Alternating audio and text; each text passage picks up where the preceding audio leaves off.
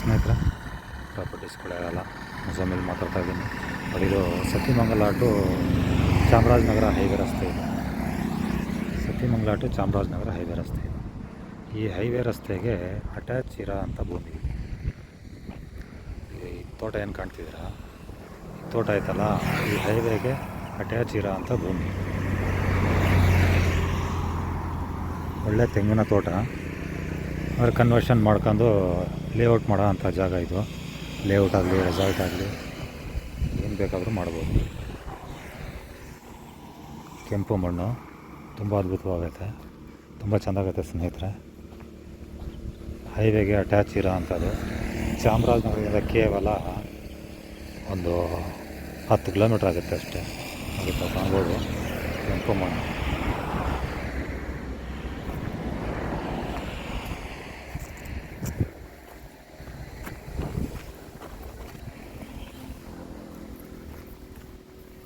ಒಳ್ಳೆ ತೋಟ ಸ್ನೇಹಿತರೆ, ಕೆಂಪು ಮಣ್ಣು. ಮಣ್ಣು ಮಾತ್ರ ತುಂಬ ಅದ್ಭುತವಾಗೈತೆ. ಎಲ್ಲ ಹಳೆ ತೆಂಗಿನ ತೋಟಗಳು. ಅದೇ ಪಕ್ಕದಲ್ಲಿ ತಾವು ಕಾಣ್ಬೋದು ಬಳೆ ಹಾಕಿದ್ದಾರೆ. ಬಳೆ ನೋಡಿ ಎಷ್ಟು ಚೆಂದಾಗೋಯ್ತೆ. ವಾಟ್ರ್ ಬಿಲ್ಟ್, ವಾಟ್ರ್ ಸೋರ್ಸು ತುಂಬ ಅದ್ಭುತವಾಗೈತೆ ಇಲ್ಲಿ ನೋಡಿ. ಪಕ್ಕದಲ್ಲಿ ಬಾಳೆ ಎಷ್ಟು ಚೆಂದಾಗಿ ಬಂದೈತೆ. ಆ ತೋಟಕ್ಕೆ ಸೇರಿದಂಗೆ ಈ ತೋಟ ನೋಡಿ. ಈ ಕಡೆನೂ ಫೆನ್ಸಿಂಗ್ ಮಾಡಿದ್ದಾರೆ ಇವರು, ಆ ಕಡೆನೂ ಅವ್ರು ಫೆನ್ಸಿಂಗ್ ಮಾಡ್ತಾಯಿದ್ದಾರೆ. ಎರಡರ ಮಧ್ಯದಾಗಿರೋ ಅಂಥ ಜಮೀನಿದು ತೆಂಗಿನ ತೋಟ.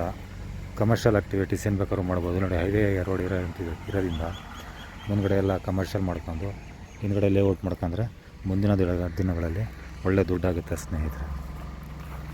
ಕೆಂಪು ಮಣ್ಣು ತುಂಬ ಅದ್ಭುತವಾಗಿದೆ, ತುಂಬ ಚೆಂದಾಗೈತೆ ಸ್ನೇಹಿತರೆ.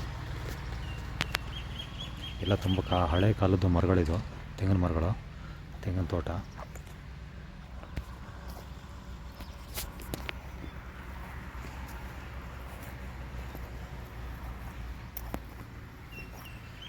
ಐದೂವರೆ ಎಕರೆ ಸ್ನೇಹಿತರಿಗೆ, 5.5 ಎಕರೆ ತೋಟ ಇದು.